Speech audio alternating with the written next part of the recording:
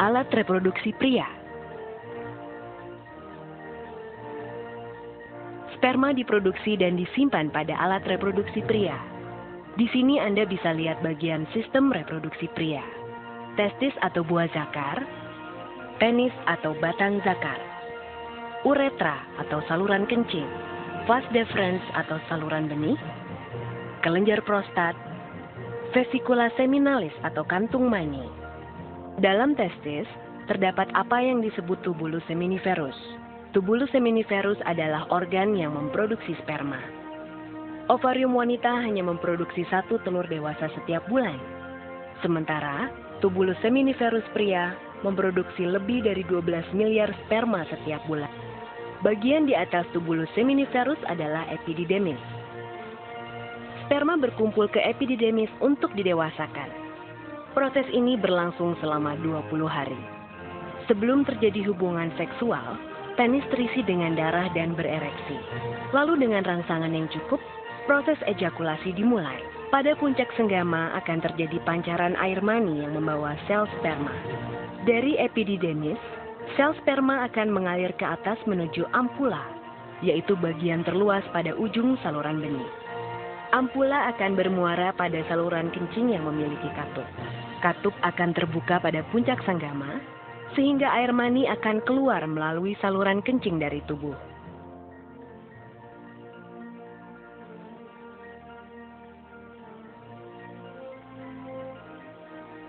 Alat reproduksi wanita. Untuk memahami proses produksi telur, mari kita lihat beberapa organ reproduksi wanita atau alat kelamin wanita. Ini adalah uterus atau rahim, tuba fallopi, ovarium atau indung telur, vagina atau mulut rahim. Mari kita perbesar ovarium untuk melihat perkembangan telur. Kita bisa melihat dalam ovarium di sebelah kiri, gambar berwarna ungu adalah sel telur yang sedang berkembang. Semenjak dilahirkan, seluruh sel telur yang dimiliki wanita tersimpan di dalam ovarium dalam keadaan tak berkembang. Sebulan sekali, perintah hormonal dari otak memerintahkan ovarium untuk memproduksi folikel, di mana folikel yang dominan akan melepaskan sel telur dewasa untuk pembuahan. Lihat folikel yang berkembang dalam ovarium ini. Folikel adalah kumpulan sel yang mengelilingi telur dan menyuburkannya. Pada masa ini, selaput rongga rahim menebal untuk persiapan pertumbuhan sel telur yang telah dibuahi untuk menjadi janin atau jabang bayi. Selain itu, ovarium menghasilkan hormon estrogen dan hormon progesteron. Bila kadar estrogen mencapai puncaknya, maka hormon ini akan memberi umpan balik ke kelenjar di otak untuk melepaskan atau menyetop LH.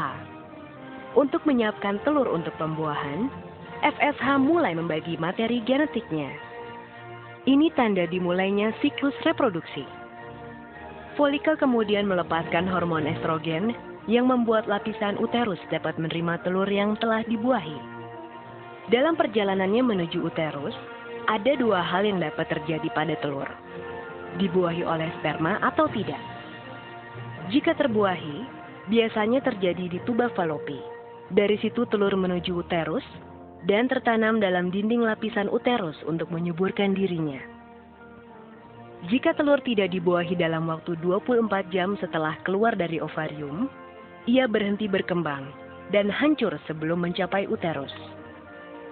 Sebagai gantinya, uterus mengeluarkan lapisannya dalam bentuk menstruasi selama 4-5 hari. Siklus reproduksi.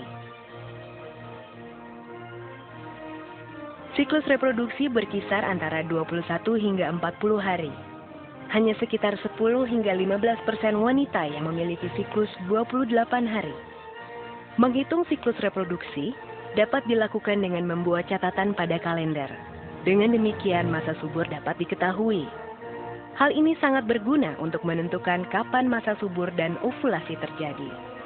Setiap bulan pada hari kelima siklus reproduksi, selaput rongga rahim mulai tumbuh dan menebal, sebagai persiapan terhadap kemungkinan terjadinya kehamilan.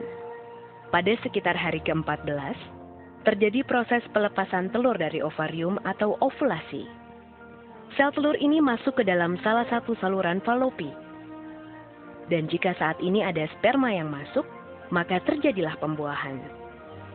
Jika terjadi pembuahan, sel telur yang telah dibuahi akan masuk ke rahim dan tumbuh menjadi janin. Pada sekitar hari ke-28, jika tidak terjadi pembuahan, lapisan rongga rahim meluruh dan terjadi siklus menstruasi berikutnya. Pembuahan.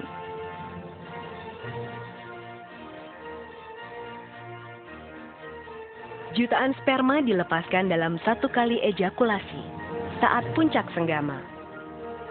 Setelah dipancarkan ke dalam mulut rahim, sel sperma bergerak ke dalam rongga rahim dan saluran telur untuk mencapai sel telur yang matang dan siap dibuahi. Dari jutaan sperma yang dipancarkan, hanya beberapa yang dapat bertahan hidup mencapai indung telur, dan hanya satu yang akan bertahan hidup mencapai indung telur. Sperma kemudian mempenetrasi dinding sel telur. Kemudian mengkombinasikan materi genetiknya dengan sel telur dalam proses yang disebut pembuahan. Kehamilan. 3 bulan pertama kehamilan terjadi selama 14 minggu dari 40 minggu masa kehamilan. Pada masa ini wanita mengalami berbagai perubahan emosi yang dikarenakan perubahan hormon pada tubuhnya. Dan pada saat ini pula sering terasa mual-mual pada pagi ataupun malam hari. Pada minggu pertama, hampir seluruh organ internal janin telah terbentuk. Janin mulai mengepal, bahkan sudah dapat sedikit bergerak. 3 bulan kedua, minggu ke-15 sampai minggu ke-27 kehamilan, wanita mulai mengalami gejala sesak nafas. Pertumbuhan janin di perut mulai terlihat.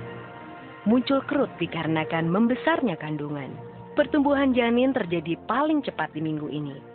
Tangan dan kaki janin berkembang semakin kuat. Gerakan janin semakin dapat dirasakan ibu yang mengandung. Walau organ janin telah hampir terbentuk, paru-parunya masih harus berkembang. Janin bertambah besar dan berat. Pada 3 minggu terakhir, minggu ke-28 sampai 40, bayi dan paru-parunya terus berkembang. Sulit bagi wanita menemukan posisi yang nyaman, baik saat tidur ataupun terbangun pada usia kehamilan ini. Pada akhir minggu ke-40, bayi terdorong ke bawah. Hal ini merupakan tanda persalinan akan dimulai.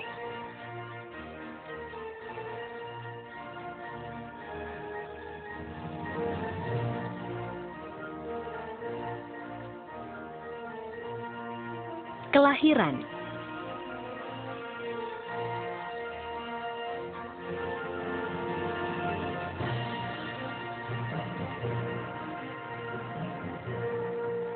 Ketika pembukaan mencapai 10 cm, terjadi dorongan, tanda persalinan akan dimulai.